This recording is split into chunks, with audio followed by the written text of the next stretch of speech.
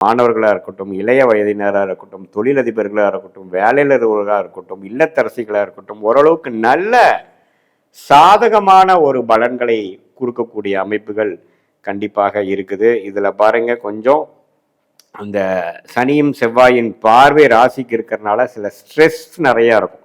ஸ்ட்ரெஸ்ஃபுல்லாக இது நடக்கலையே அது நடக்கலையேங்கிற மாதிரி இருக்கும். பட் ஓவராலாக நீங்கள் பார்த்தீங்கன்னா நிறைய ப்ரோக்ரஸ் ஆகி வந்திருக்கீங்கிறது தெரியும். பட் இருந்தாலும் உங்களுக்கு மனம் சாட்டிஸ்ஃபேக்ஷன் வராது.